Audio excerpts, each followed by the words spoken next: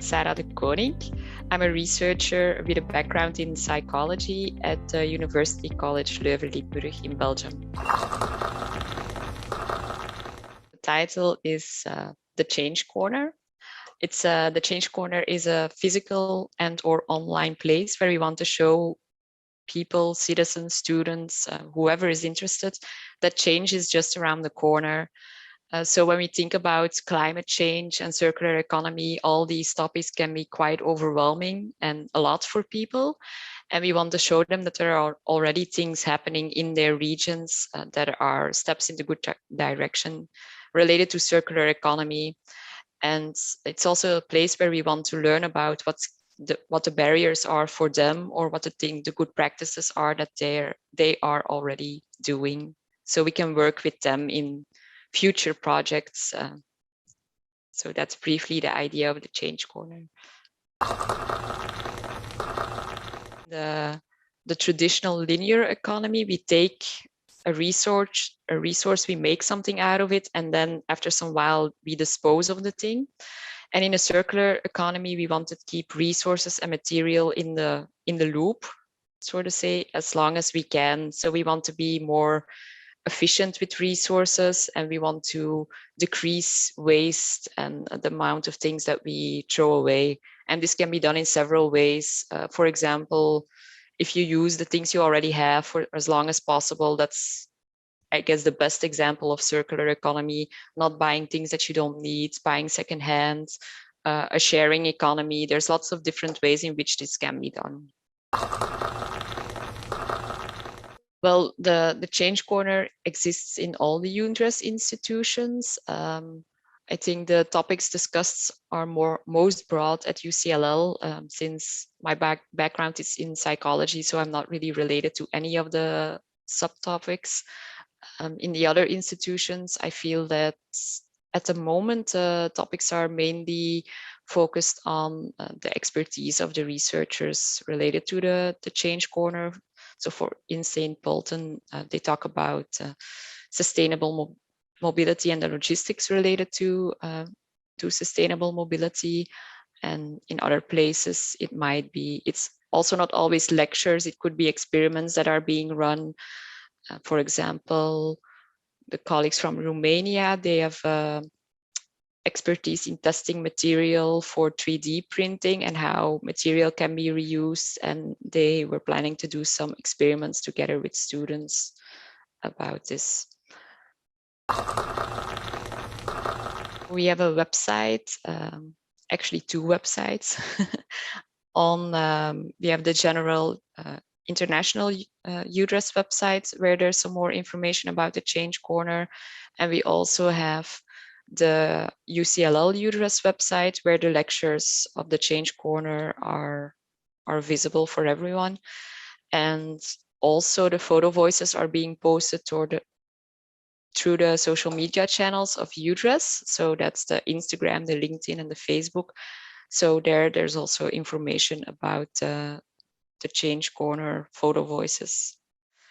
So in a photo voice, people can take pictures of the things that they see in their daily life. For example, our first session was on circular economy in general. So we asked people to take pictures of the things that they see that relate to a circular economy, or the things that they see that they wish would be different, that are kind of barriers for a circular economy. For example, if you go to the shopping street and you see a lot of fast fashion stores, that could be a barrier if there's no secondhand store or no sustainable clothing store. And that could be something that you could take a picture of and submit to the photo voice.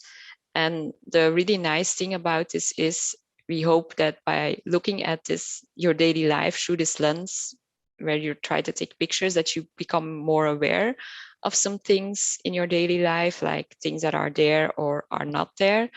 But we also hope that we get more concrete answers than things that people would mention if you would just ask them, like, what are good practices that you already do related to circular economy? Because if you ask people, these kind of questions, they answer in quite a general way. They don't really consider specific things that they do, or specific occasions where they went secondhand shopping, or they just might say, oh, I go secondhand shopping a lot, but they might forget that they also shop in fast fashion stores quite often. And it kind of changes when you have people really look at their daily life through this lens. And it also helps us to get the overview of what is really happening in these regions and what could be changed. Yeah, so we have other topics that we had were sustainable mobility, and there we often see the things that were submitted.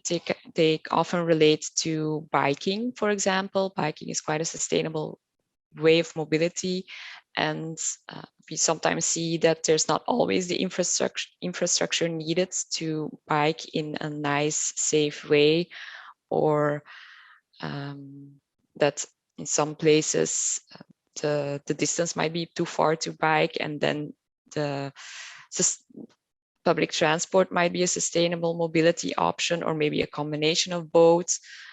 Other sustainable mobility options could be the shared bikes and the shared electric scooters. But there was actually a newspaper article around the time when I was doing the photo voice that said in Brussels there were a lot of problems with the electric scooters, like being dropped on the streets everywhere, and it was creating a lot of clutter and they were in the way. So this could also be an example of a barrier that you could see and make a picture of and post. When we think of material reuse, it can be anything from buying secondhand in secondhand shops, or it can be repairing things, repairing clothes, or making new things out of something.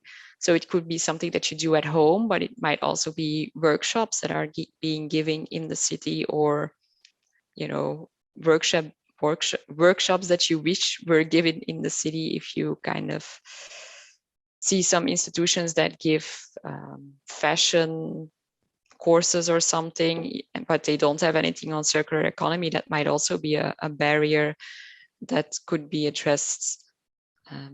And that might make a good photo voice submission. And concerning food, things there could be packaging, for example, packaging that you need to throw away, or that's not always very sustainable, that could be more sustainable. That's a nice example of a photo voice relating to food. But it also could be, you know, the food waste that you throw away, or food waste of restaurants that you see in the city. What could be done differently concerning the food waste? Maybe sometimes it's not always possible to do something else with food waste because of legal issues, but at the same time, these are the barriers that we're facing when we're thinking about circular food. We would like to have a physical place for the Change Corner in each institution, so we get more visibility. For example, now at UCLL, we just have the lectures, but we don't have a permanent place yet. It would be nice if there's a permanent place where people could also post their questions on a flipboard, or have discussions with lecturers or researchers about the topics they are interested in related to circular economy. And we hope to relate this to other projects that are running in the universities. For example, the E³UDRES project, where they are making hubs within the regions. It would be nice if the Change Corner could have a place there, because then we're closer to the citizens as well. Now, at UCLL, the Change Corner is within the institution, so that means that we're not reaching a lot of citizens. We're mainly reaching students and staff from the institution and the stakeholders that we invite to join the sessions. And we also hope to use the barriers that people present in the Change Corner to start new research projects. So in this way, we hope that in the long term, the Change Corner can keep on existing, and we can have more citizens, students, researchers, lecturers involved in the Change Corner, and have more projects where we work on their barriers.